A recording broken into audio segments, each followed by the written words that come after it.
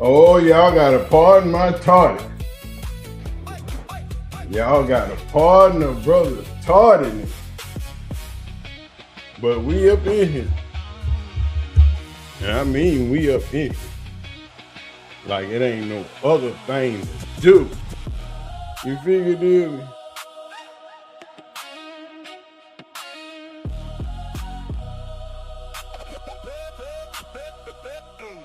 Miss Tyra's always up in here. We up in here today, Chad. And it's been a long day. Last night was a long night. But we want to talk about some things today. We want to get to know you a little bit. We want to see what the hell is wrong with Daryl Ruiter today. You know what I'm saying? We want to see what the hell is really going on. Because all I know is it's been popping. It's been popping. Things have been taking place. And your boy ain't got to do no work today. So I'm in this mug chilling. And when I say chilling, I do mean I'm chilling. I'm chilling so hard that it ain't even funny. You know what I'm saying? You got that drink. I just put my cigar out. That's what I was doing. You know what I'm saying? But while we got y'all here, you know what I'm saying? While we got y'all here, y'all make sure y'all hit that like button.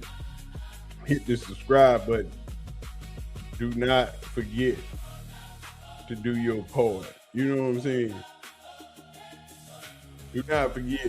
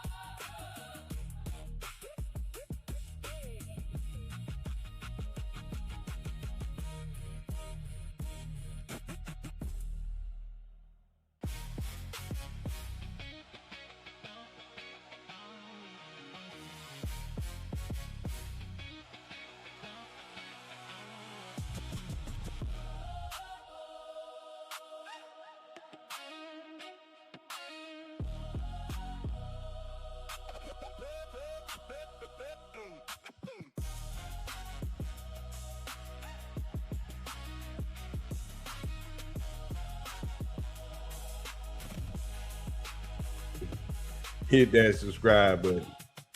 And do not forget to hit that little cheeky down there at the bottom and follow your boy. You feel me? You know what I'm saying? Make sure you're following your boy. Because that's what we do. That's all I'm saying. Show your boy some love. Because he needs it. But I appreciate everybody for taking the time out and hanging out with your boy, because it is a wonderful, wonderful Monday afternoon. I hope everybody enjoyed their weekend. And I hope y'all on y'all way home are already at home from work. You know what I'm saying? We got this thing popping. We got it popping. You know, Auntie Faye is in the building. She dropping videos. So I hope y'all are going to check them out. Kyra's in the building. Myra's in the building. There's a few other lurkers in the building. We see y'all lurking. But it's all right. Y'all can lurk. I don't blame you. I don't blame you. I be chilling too. But you know how we do. We 10 minutes into that thing. So you know what that means.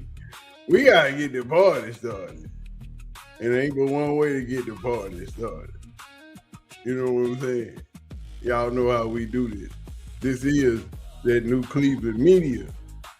The people that care about the people that's supposed to care about the people that they talk about. You know what I'm saying? We ain't just up here gabbing to be gabbing. We up here putting the business down. You know what I'm saying? So without further ado, let's get the party started. It's popping, people.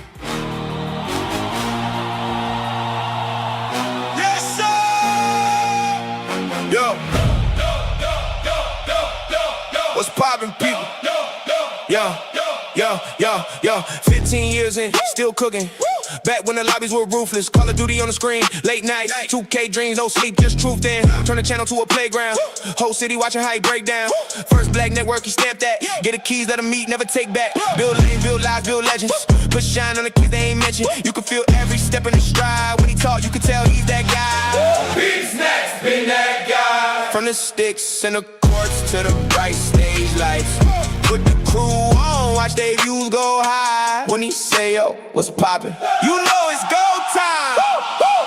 Big Snacks been that guy. Turn grind into gold, you can see it in his eyes. New wave, same heart, same drive. When you talk new, you can't leave him out the line. Team Justice on the jersey, whole squad locked in, place 30. MOG days, they remember those tags. Every win put respect on the flag. Now we're Shedeur on the big screen. Coach Prime in the frame, new big dream. Telling stories that the numbers can't show. Whole culture in the clips when they roll. From the first upload to the prime time. Hit it common thread running through the timeline. Lay bricks, now the next one's climb. Say his name when you talk all the grind. Big Snacks been that guy. From the sticks and the courts to the bright stage lights. Put the crew on, watch they views go high. When he say, yo, what's poppin'? You know it's go time. Big Snacks been that guy. Turn grind into gold, you can see it in his eyes. New wave, same heart, same drive. When you talk new clip, you can't leave him out the light. Nah.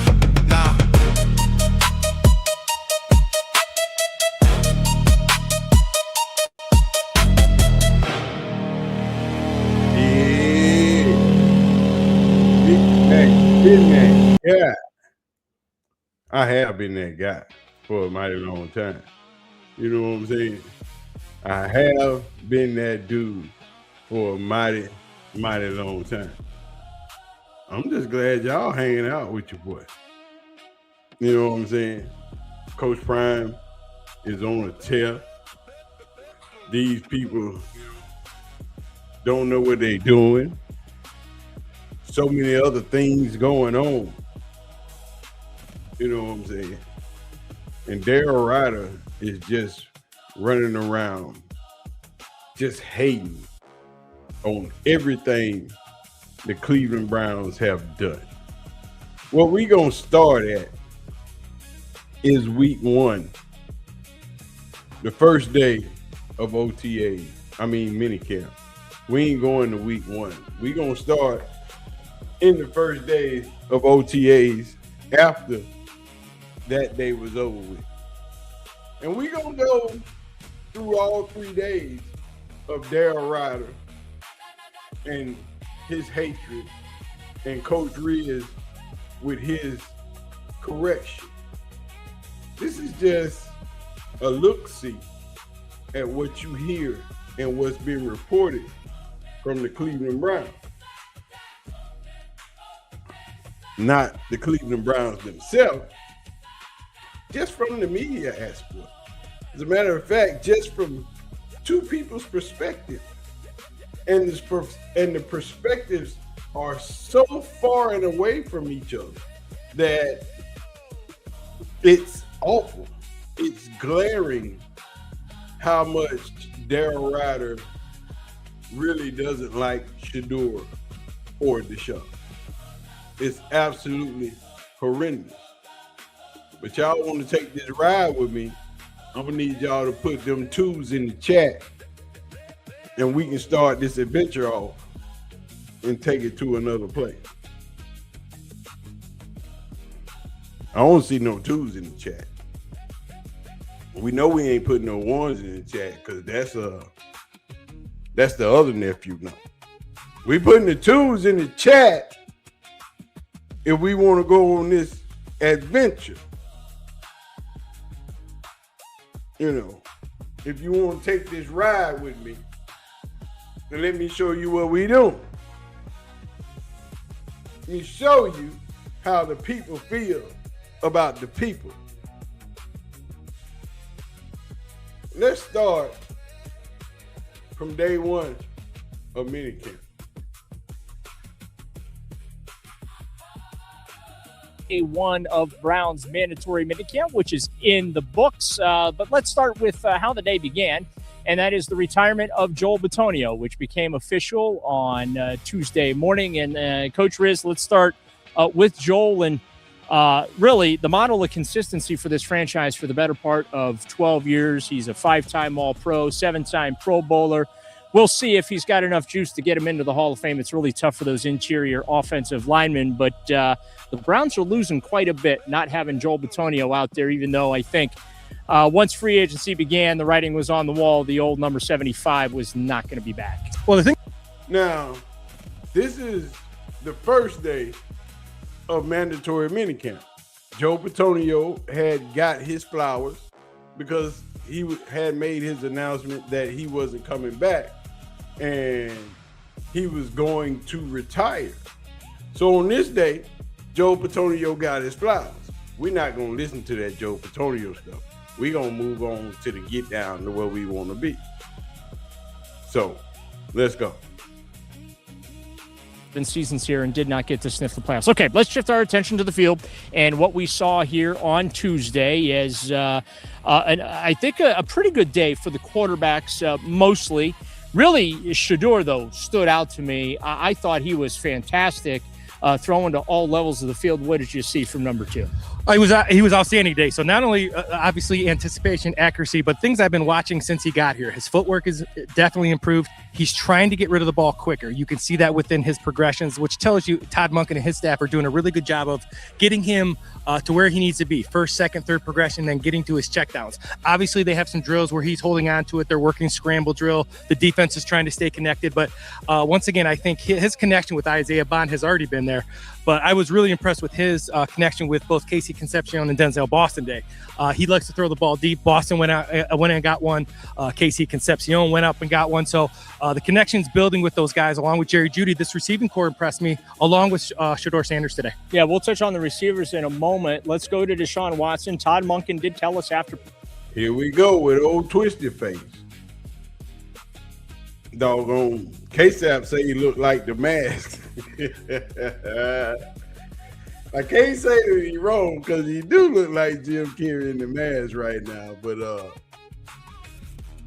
we finna go on these quarterbacks. Now, the man is truly feeling some type of way about these quarterbacks. If you've been following and listening, he is truly not liking what he's seen from the quarterback position, because he's called them terrible, inconsistent, not ready to play. Has all but called Coach Monken a liar in his commentary about this quarterback room. But let's go. Practice. More likely than not, no grand announcement is coming after this minicamp about who the lead dog or the starting quarterback is going to be going into training camp. As he put it, they've both earned the right to compete. Deshaun, he does look healthy. We've talked about that this offseason, Coach. What are you seeing from him out there? Well, again, I thought it's different when you run with the twos, right? Because now it seemed like the timing was a little bit off today. Now he ended the practice with a great 7-on-7 period where, once again, there's no pressure. There's no pressure anyway, well, obviously, until the pads go on, but he was really sharp then. His footwork continues to be impressive. Again, I think the most impressive thing about him is just his health. You wouldn't realize he's coming off multiple lower leg injuries, a major shoulder injury. The ball's jumping off. Finished practice with a nice over route to Luke Floria, a local kid, for a touchdown. That ended practice today. Again, he got most of the reps with the twos today. They said they're going to flip it tomorrow. That'll be interesting to see how Shedeur does with the twos, and then he moves up. Once again, I thought they were both really good, encouraging each other. Their tempo was good. Their pace was good. Operation seems to be pretty good right now for this time of year. They're doing a lot on offense right now, so it's pretty impressive. I look forward to seeing him tomorrow, see if he can be as accurate and as impactful as Shedeur was today. Shedeur had a really good day today. Yeah, he really did. So did the Now, you see the contrast from Daryl Ruiter to Coach Riz. The contrast is absolutely ridiculous when you're talking this quarterback room. Daryl and Coach Riz are night and day. They're on two separate sides of the spectrum when they are talking about what's taking place on this quarterback room in this adventure into the quarterback spectrum. But we are not done. Let's go. Receivers, you mentioned Isaiah Bond. I want to talk about him specifically. He looks a little bigger, a little stronger, put on a little, as I call it, good weight this offseason, but the explosiveness is still there, and it feels like every practice I have watched of him this spring, you just really see the player that Andrew Berry really thought that they were going to get last year. Obviously, no training camp, came into this thing late as a rookie. Still made some plays as a rookie, but boy, his game looks more and more polished the more he's out there on the field. Oh, I couldn't agree with you more. When somebody asked me earlier today, who has been most impressive consistent-wise, has been Isaiah Bond on both sides of the ball. All the players. He has been really good, both inside the slot, outside. But again, you can see that explosiveness when he catches the football. His connection with Shedeur Sanders is very good. But again, his ability to get in and out of routes, like you said, he's bigger and stronger, so he can fight for the ball in those 50-50 positions. I've been very, very impressed with him. Obviously, we know he could run, but he's turning himself into a complete receiver. This receiver room is getting a little bit more competitive than it's been in previous years, for sure. Yeah, Casey Concepcion strikes me as one of those guys. Is Daryl little head bouncing up and down, looking like a little bobblehead. Daryl is absolutely ridiculous when it comes to talking about this quarterback room. But let's move on to day two. Let's move on to day two of the quarterback competition and Daryl Ruiter and his critique of the Browns minicamp position.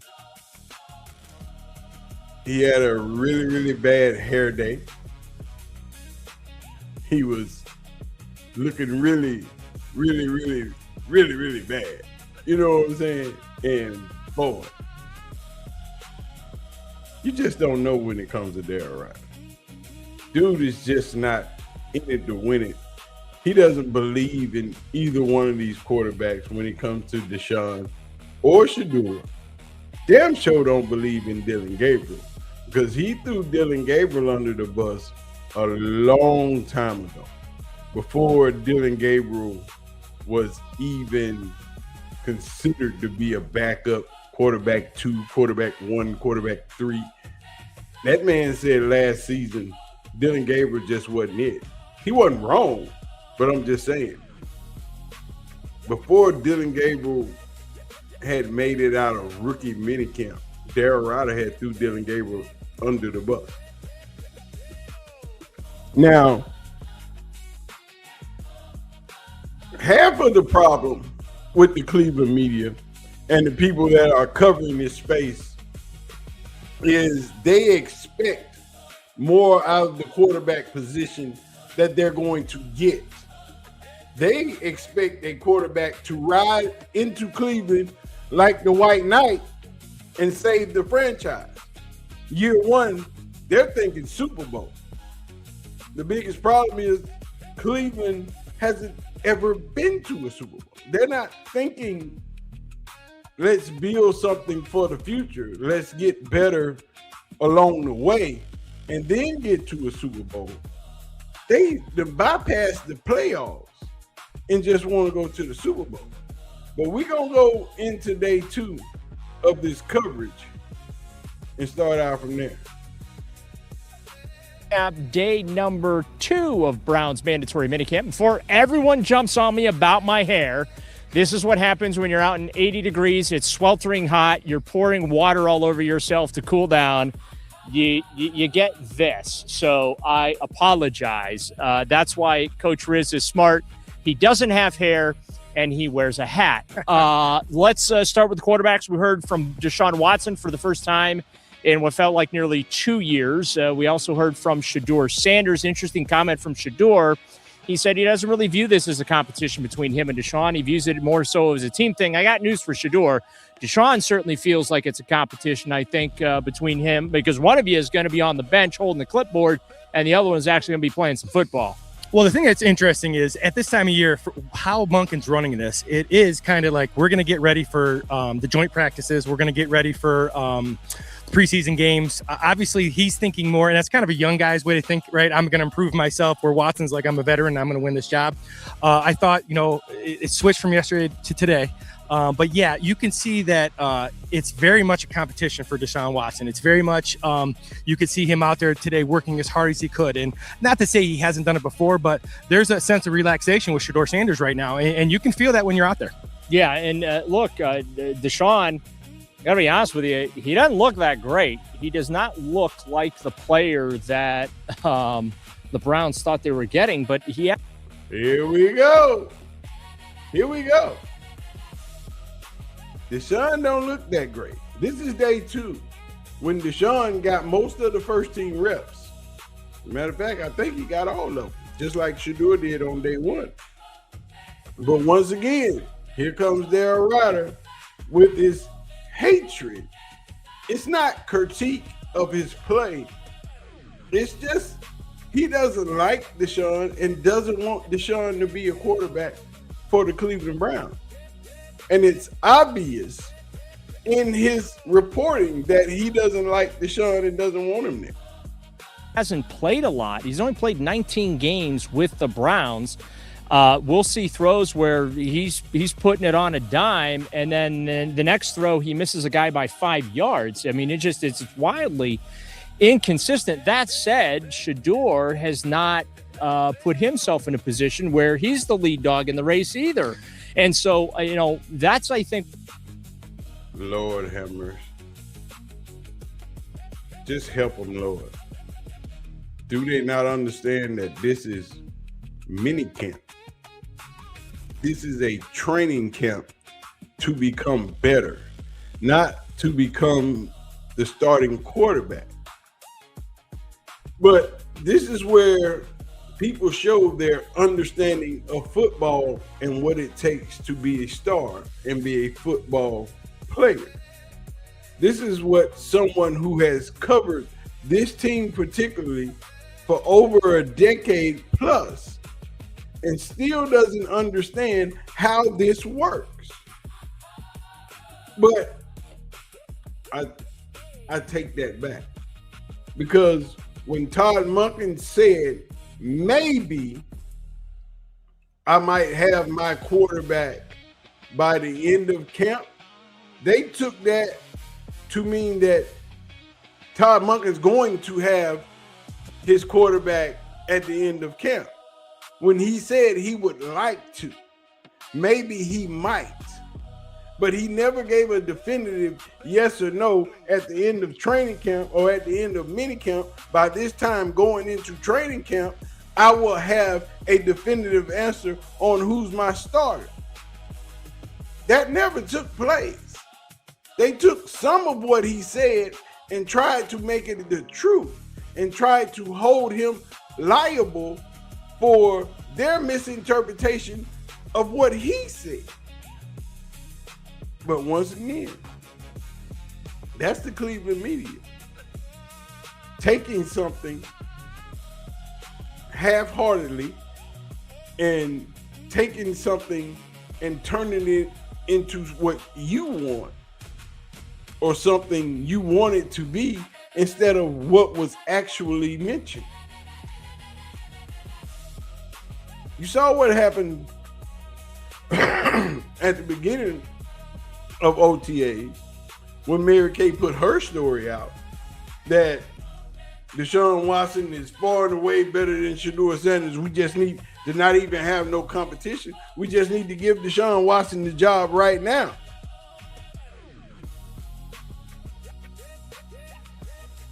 And everybody took that story and ran with it like it was gospel. It wasn't. That was her opinion. And they took it and they just threw it out there and made 15 million stories about it. Deshaun Watson is better than Shedeur. How? When? Where did we see that? Who said that? The problem with this competition is Shedeur is better than half of these people that are watching think he is. Half of them have really never seen him play. They've seen clips. Nobody watched the whole seasons of him at Jackson, him at Colorado, or him last season. They've seen clips. They don't understand that he gets better as he plays the game. They don't understand that things take place and it just happens. They're not watching. They're not paying attention. And they haven't paid attention. What, son? I gotta unlock an iPad. Lord have mercy. My child sees me in the middle of a stream and says, Dad, can you unlock your iPad? I don't even have Apple products. These motherfuckers, I don't have Apple products. I don't care for them. Here, son. No, come here. Come here. Come on, get in this camera. Been on. Y'all see this right here? This is 13 years old. He's a star football player. He all right with basketball. He still ain't got my skills. But this is my 13-year-old. And instead of unlocking one of his tablets, it's like 9 tablets in this house. He brings the one tablet that they know I don't like, the iPad, because he's a teenager and they think Apple products are superior than anything. I am here to tell you, son, you are wrong. That's why you have an Android and not an Apple.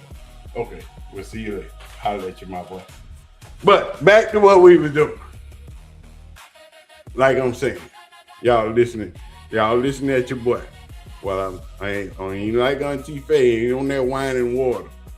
We don't need Corona.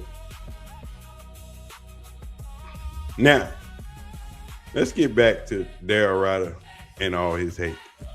What concerns me about this quarterback competition, Lance, is that neither one of these guys is distinguishing themselves at a level where you say, hey, that's going to be the guy here in 2026.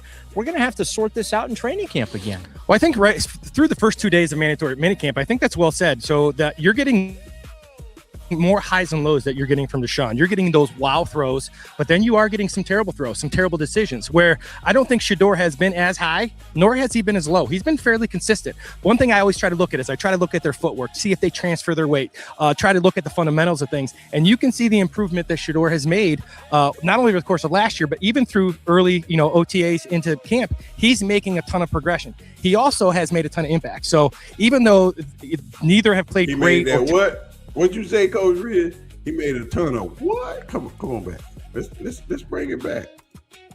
at is I try to look at their footwork, see if they transfer their weight, try to look at the fundamentals of things. And you can see the improvement that Shedeur has made, not only over the course of last year, but even through early, OTAs into camp. He's making a ton of progression. He also has made a ton of impact. So even though that's that word,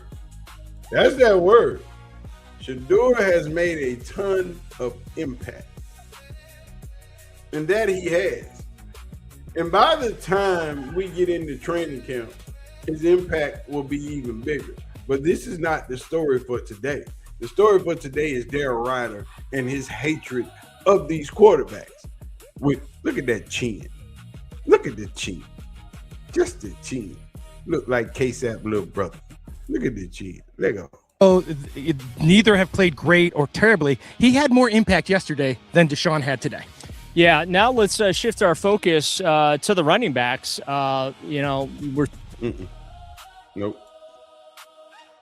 For what he's maybe a red zone guy or direction. His catch radius is really impressive. I know we're in helmets, shirts, and shorts, and we don't want to get too carried away here, but is Denzel Boston as good as I think he is? Well, there's two things. When you say Denzel Boston is the truth. If y'all ain't been paying attention, Denzel Boston ain't dropped the ball all practice, all camp, OTAs, and minicamp. Now, people were concerned with Casey Concepcion and his drop passes, but if you do your research, Casey Concepcion's drops are not all that big of a deal. KC only dropped 7 passes last season in college. 7 out of the more than 100 passes that he got in school last season. So his drop radius is not that bad. They talk about it because he got a few drops, and they give you and get you all upset and concerned and worried because he dropped a few passes. You don't have to worry about that with Casey. Everybody's going to drop a pass. It's going to happen. If you play football, I guarantee you there is not a football player in the NFL with a 100% reception statistic. It's just not possible. It's just not being a human. But we're going to move on from Daryl Ruiter in day 2. It's time to go back to day 3 of Daryl Ruiter's hatred of Shedeur and Deshaun as he becomes more and more biased, and you get to see it and you get to hear it. And it becomes more and more obvious that he just doesn't like these quarterbacks. And he would rather both of these quarterbacks suck and Cleveland lose almost every game this season to have the ability to draft a new quarterback in the upcoming draft next season. When you've already stood on the table for any other quarterback but Shedeur or Deshaun. You've advocated to hire, to recruit, to trade for, to sign anybody but Shedeur or Deshaun. All of the free agent quarterbacks that was on the market, they wanted all of them.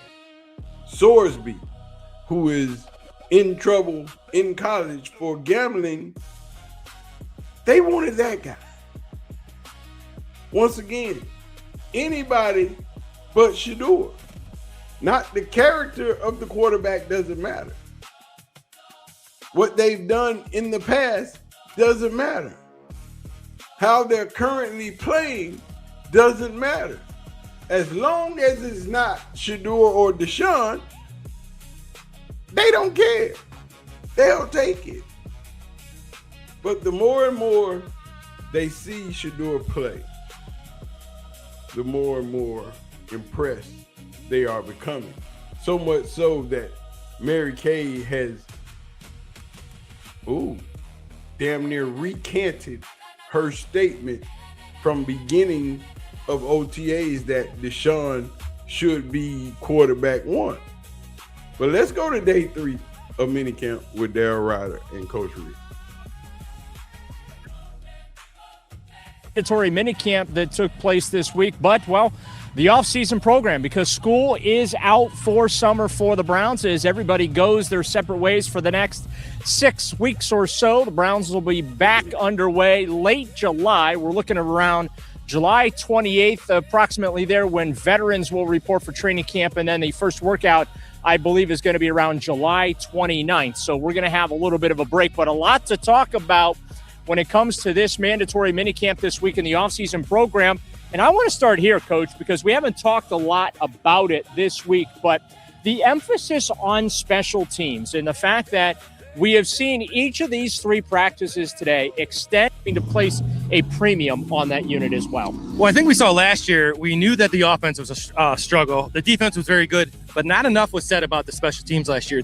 Special teams was ass last season. You lost to the Jets because of your special teams. Special teams was bad last season. I think special teams gave up about as many points as the defense did last season because they were horrible. Just bad as a whole. He really hurt this football team. And a lot of times what coaches will do is they'll say special teams are important, but you see it in action with Monken. Monken's a guy that they don't practice it just at the end or just at the beginning. They do it throughout practice. So kind of the theme was, we're going to go live, we're going to do a walkthrough, and then we're getting into special teams. And they did that for the first 2 days. They did during OTAs. They even did it during rookie camp with stations. Everybody's involved. They all understand the importance of special teams. Not only they just run the special teams, but they break the special teams down. Each individual group within extra point, within punt block, you name it, they're breaking it down individually as well as a team. And if you can be really good on defense and you can make special teams a wash, not always win it, but you don't talk about it, that's a good special teams day. You're going to be in a lot of football games because it looks like this offense is going to be better. We're going to get into the quarterback competition thing here in a little bit, but there's another competition on special teams that's brewing, and that's the punting. Not too much, though. I'd say maybe 15, 20 minutes shorter than the previous couple of practices earlier this week, but the tempo, the pacing, there seemed to be a lot of situational tempo that took place today. What did you see there, and what was Todd Monken and his staff trying to accomplish in those periods? Well, Daryl asked a lot of questions because Daryl really didn't understand the concepts that Coach Monken was trying to do when Shedeur and Deshaun were both holding on the ball for extended periods of time. Daryl would just complain about it and say that they needed to get better as a unit instead of understanding that Coach Monken had them working on that specific thing or extending plays and getting better, as in doing the thing that matters that happens during a ball game. Scramble drills for the defense, also for the offense. Getting better. This is what Todd Monken does. He makes the situation better. He practices all things that could be possible. Something that Kevin Stefanski has never done in his coaching tenure. As a Browns head coach, Kevin Stefanski didn't stop the practice when players were offsides or got a penalty, didn't start the practice all the way over, didn't start the quarter all the way over, didn't re-rack the play and say do it again when things went off the rack. But this year, there's a different story. You hear them talk about Todd Monken being the loudest voice in practice, working with all position groups, offense, defense, quarterback, receivers, safety. Todd Monken is all over the field because he is required. That is his job. And with Todd Monken, You've heard the stories of even Dylan Gabriel looking better as a quarterback. Because of why?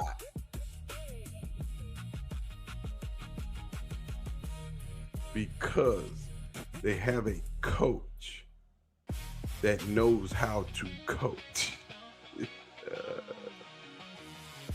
Because they have a coach that is a football guy and not a supposed offensive guru that still hasn't shown up. Because he understands in order for all of us to get better, you got to know what you're doing before you go out on that field. With Kevin Stefanski, wasn't any of that. If they got offsides, you got to stay in the play. You didn't even have to do it over. With Todd Monken, if there is a penalty, your ass is coming off the field. Veteran player, rookie player, it doesn't matter. Consequences for mistakes. With Kevin Stefanski, there were none. Do as you please. With Todd Monken, do as you told. Because if you don't, we're getting your ass off the field and getting somebody else who can do it the right way.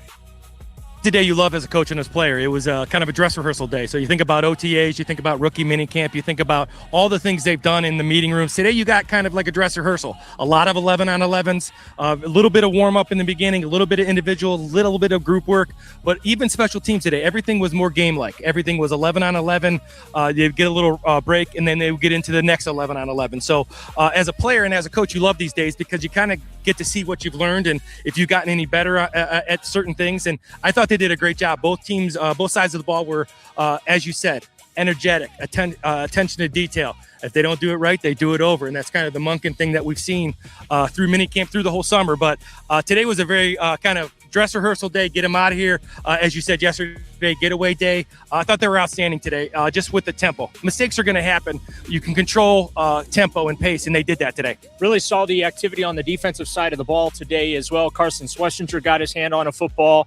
It was pretty funny.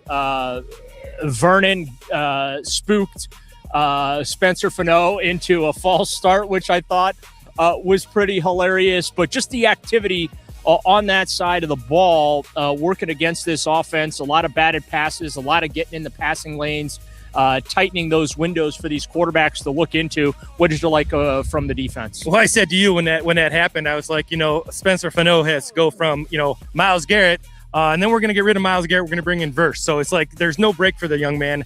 I think he's holding his own, but he's going to have his hands full all camp, especially when pads go on.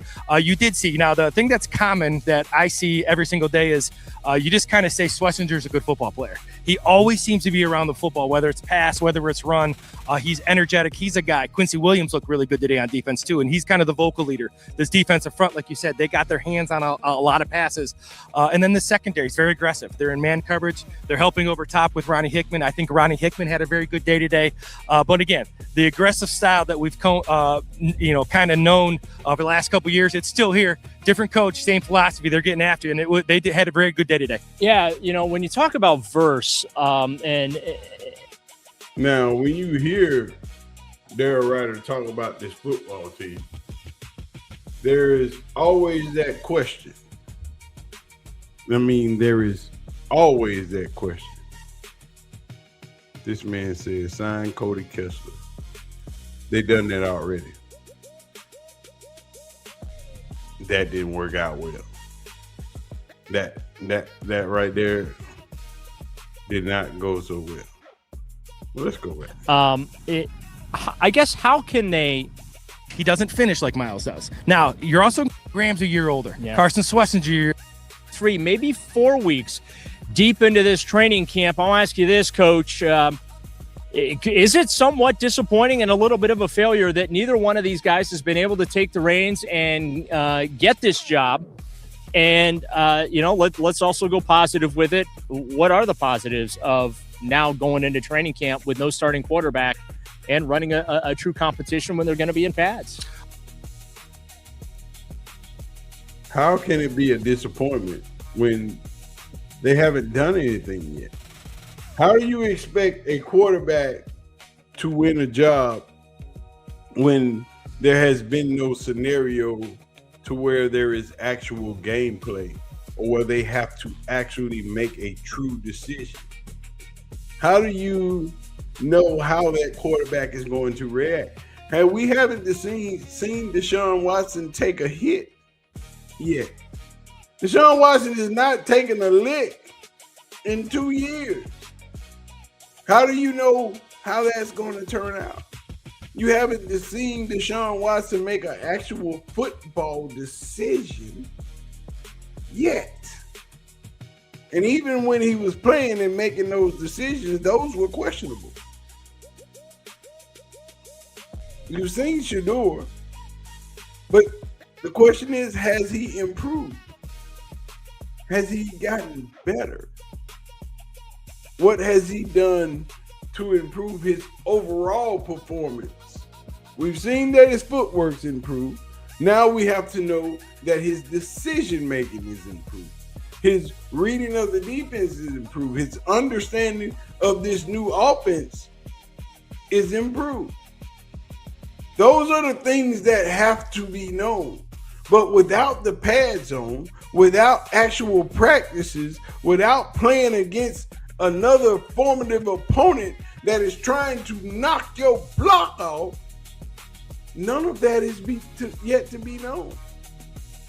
But the Cleveland media are so enamored with just give us a quarterback that right now it don't matter if you've seen any of that. We just want to know so we can talk about it and move forward from there. Either we gonna like it, which you ain't, and then we can tell you how wrong you were for the next 8 months and then worry about the draft next season. That's what they want to do. That's what they want to do. They don't want to find somebody that's going to be great or has the potential to take this team to the next level. They just want to give me a name so I can talk about it. They don't care nothing about none of that other stuff. Well, I tell you what, today was Deshaun Watson was outstanding today. I thought he was a little bit more impactful than Shedeur was today. I thought Shedeur yesterday was a little bit more impactful. So they've had these ups and downs, but I don't think these ups and downs have been so giant. It hasn't been where one guy has been terrible and the other guy's been great. It also hasn't been that they've been lights out. They've, those extremes I don't think have been there during this camp. They've had some really good moments, but I tell you some things that are improving. Their footwork, their understanding where they're going with the ball, their progressions, their mechanics, their weight transfer, all those things that I kind of look for in a quarterback, I've seen improvement. You can see what Todd Monken, you saw today with Dylan Gabriel, who's had his best day probably as a Brown. Doesn't mean he's outstanding, but you can see the improvement this offensive staff is having on all these quarterbacks. So no, I'm not disappointed because it hasn't been where they've been terrible. And that's where sometimes they were last year. I don't know. There have been a couple of throws. There have been throws. Where I'm just like, what are we doing here? Correct. This guy. There've been a couple of throws. Every throw is not meant to be perfect. Show me a quarterback who hasn't had a bad throw, even in shorts. It happens. What is the expectation from the Browns media that everything has to be perfect? This is what it sounds like, that no mistakes can be made, no balls can be dropped, you can't have no bad passes. Everything has to be on point, but we ain't playing nobody.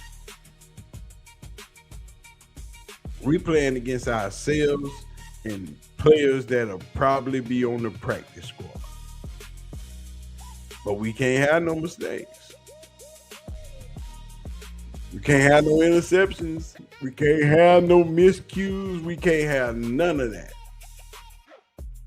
Find me a quarterback that has done that. Yes, sir. Sure, Gabriel. Find me a quarterback who hasn't done any of those things, and I promise you, I'll tell you you're a lie. We're in OTAs, minicamp. This is a learning session. This is not where you are perfect on everything. This is the time to learn, practice, get better, achieve a few goals, but the overall goal is to get better. When we get into training camp, we expect you to be better than you were in OTAs and minicamp. We expect you to take those things that we've taught you, that we've given you, the things that you've learned as a player, and use those in these practices. Because preseason is going to determine who's the quarterback of 2026. Not OTAs, not minicamp. It's going to be preseason when you have players that are trying to make a roster and you have that pressure of making decisions. You have the pads on. People are trying to hit you and hurt you. Deshaun Watson's biggest enemy is Deshaun Watson and Deshaun Watson's body, because Deshaun Watson has yet to make it through a complete season as a Cleveland Brown. That's Deshaun Watson's main goal. It's just to make it through, to show that my body is capable of playing this game an entire season. He hasn't done it yet. That's the thing we talking about. No, I'm speaking as a whole, and once again, you hope with more reps, the idea of timing with different receivers. KC is going to run a different route than Boston, even though it's the same route. They're going to run it a little differently. I see them going to the right spot a bunch. I could be wrong, but what I know is that it seems like they're going to where they need to go with the ball. It seems like their footwork is much better. It seems like the poise they're playing with, the confidence they're playing with. It seems like Monken and his staff have gotten to the point now they got to go play. And I think that's okay when you get the pads on. That's a good thing. And I think it's okay that it's going to go into camp because, again, I think they're both progressing at a high level. You got a guy coming off just 7 starts. You got another guy who's coming off major injuries. I think they've been better than they've been bad in my opinion, in terms of the whole picture. Some of the throws will improve. I believe those will improve with more reps. What do you think it's going to take for one of these guys to take the reins? And also, though, play at a level where they can play winning football and this team can win behind them, not maybe just do enough. Like, can either one of these guys elevate these young receivers and take advantage of the skill sets that Andrew Berry has found and added to that room? Well, now they're much better. The tight end room's much better. We talked yesterday about the receivers. Judkins looks healthy. Sampson looks healthy. Rocket Sanders and even Marshall. They have some weapons around the quarterbacks this year. So that's going to be the first thing. They've addressed the offensive line. We don't know if it's better yet, but it's addressed. And that's important. These guys are all – the influx of talent on the offensive side of the football has been noticeable. Doesn't mean wins. It just means when you see these guys move, we've seen it for the last couple of years, it's a different moving type of offense. So I think for these quarterbacks that have success, they're going to be guys you win with. They're not going to be guys you win because of early on. So that means the receivers have to play well. That means the offensive line has to pass protect. They have to run the ball. They have to be balanced in everything they do. This is going to be a team effort on offense. And the quarterback's got to make sure, in my opinion, it's going to come down who protects the football. Both have had some mistakes where they've given up the football during these last 3 days, and they can't do that because when you have talent around you just got to put the ball in their hands. I think Monken's going to kind of stress protect the football. For me, that'll be, if they don't separate each other by play, it'll be who protects the ball better. The other thing we're going to be watching in training camp is the offensive line. You mentioned those guys up front in the trenches. See, that is the stark difference between Daryl Ruiter and Coach Riz. I know y'all see me turning back and forth, looking left and right. I got a lot of activity going on over here. Kids are asking me 1,000 questions. I got people in my ear.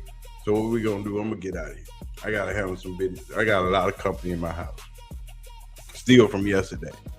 As we had to get together yesterday. So I'm gonna get out of here. I'm gonna do what I do. Cause they are killing me.